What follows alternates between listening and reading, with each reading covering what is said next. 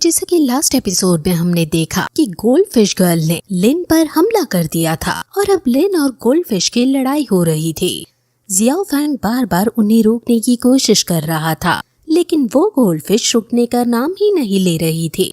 उन दोनों की फाइट जब बहुत ज्यादा गंभीर रूप ले लेती है और लिन का अटैक गोल्डफिश को लगने ही वाला होता है कि तभी वहाँ लिन का सीनियर आकर उसके अटैक को रोक देता है और गोल्डफिश को बचा लेता है।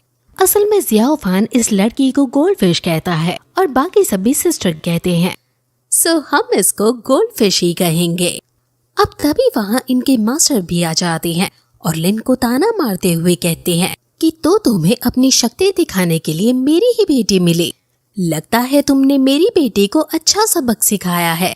लिन का सीनियर उनसे माफी मांगता है और कहता है कि लिंग लॉन्ग शॉ फेंग का डिसाइपल है उस रिश्ते से, सो प्लीज आप माफ कर दो।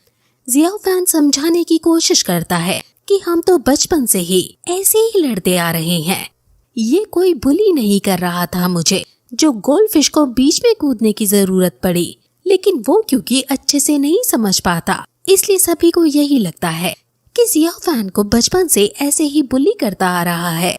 मास्टर गुस्सा होकर वहाँ से चला जाता है और फिर सीनियर गोल्डफिश के पास जाकर माफी मांगने की कोशिश करता है, लेकिन जब गोल्डफिश नखरे दिखा रही होती है तो वो उसे सुंदर दिखने वाला एक पर्ल देता है, जिसे पाकर वो खुश हो जाती है और माफ कर देती है।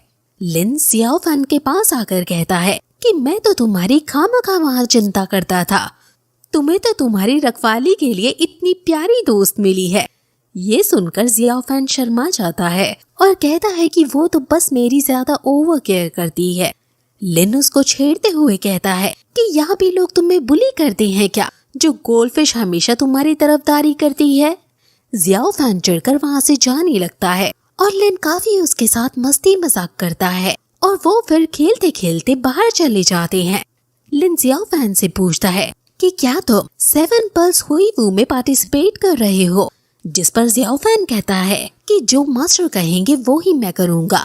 लिन उसे बताता है कि ये सिर्फ 60 साल में एक ही बार होता है, हम लकी हैं कि हम 5 साल पहले यहाँ आ गए, ध्यान रखना कि तुम जरूर इस टूर्नामेंट को देखो।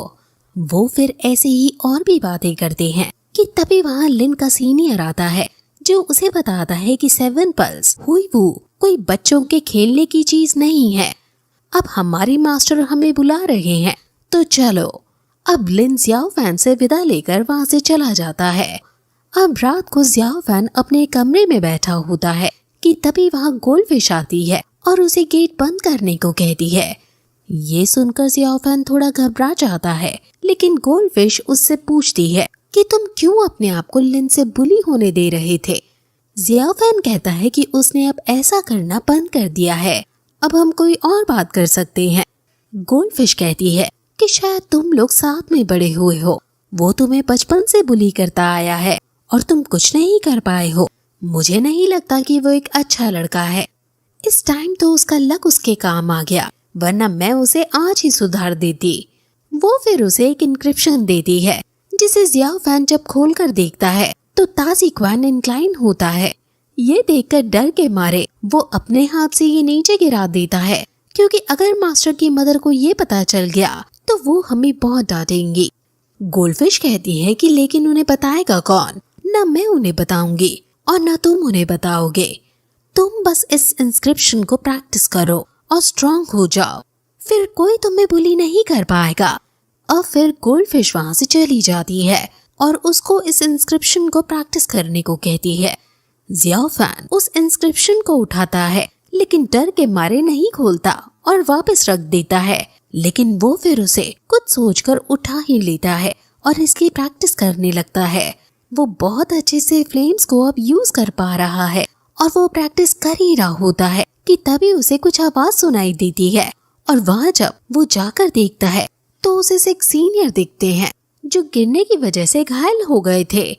जियाओ फैन उन्हें उठाने की कोशिश करता है। जियाओ फैन उन्हें देखकर बहुत खुश था और उनसे पूछता है कि आखिर आप इन 6 सालों तक सफर कर रहे थे और आप यहाँ इस हालत में क्या कर रहे हो। 6 सीनियर घबराकर कुछ सोचता है और कहता है कि मुझे पता था कि तुम यही हो, मैं सबसे पहले तुमसे ही मिलने आ रहा था। ये सुनकर जियाओ फैन खुशी से उनके गले लगने लगता है, लेकिन क्योंकि उनका थोड़ा मजाकिया नेचर है इसलिए वो उसे रोकते हैं और अपने उड़ने वाले डाइस को श्रिंक करते हैं और उसे बताते हैं कि ये डाइस मेरी ट्रेनिंग के मैजिक बुलेट्स हैं। वो फिर इन डाइस के बारे में उसे और भी कुछ बताता है कि मुझे इसको प्राप्त करने में बहुत कष्ट उठाने पड़े। ये साउथ में चिसुई के किनारे ही मिलता है जहाँ जियाओ फैन ट्रेनिंग ले रहा था। उनके ग्रुप को दाजू फेंग कहते हैं और अभी जियाओ फैन को नहीं पता था कि वो दाजू फेंग की तरफ से टूर्नामेंट में जाएगा भी या नहीं। 6 सीनियर बताता है कि इस साल हर एक पीक से 9 लोग लिए जा रहे हैं। शायद तुम्हारा नंबर भी आ जाए क्योंकि हम सिर्फ 7 हैं। 2 और लोग चाहिए। ऑब्वियसली मास्टर रूबब को तो नहीं भेजेंगे ना, इसलिए तुम्हारे जाने के चांसेस बहुत ज्यादा हैं। ये सुनकर जियाओ फैन खुश हो जाता है और वो दोनों अब बाकी ब्रदर से मिलने जाने लगते हैं। वहीं दूसरी तरफ हम लिन को देखते हैं जो अपने क्लासमेट्स के सामने बैटल ड्रैगन पुश सिटी की प्रैक्टिस कर रहा था। उसकी परफॉर्मेंस देखकर सब बहुत ज्यादा हैरान थे। ये बैटल ड्रैगन स्वॉर्ड 9-डे मैजिक वेपन है और फिर तभी वहाँ मास्टर आते हैं और वो लिन की ट्रेनिंग को देखकर खुश हैं। वो लिन को समझाते हैं कि अगर तुम 7 मेरिडियंस में टॉप पर आना चाहते हो तो तुम्हें और ज्यादा मेहनत करनी होगी। लिन जिसके अंडर में रहता है उसको लोग शाओ फैंग कहते हैं। मास्टर बताते हैं कि हमारा लॉन्ग शॉन्ग फैंग हमेशा स्वाद में टॉप रहा है, इसलिए इस पोजीशन को बनाए रखना और मुझे निराश मत करना।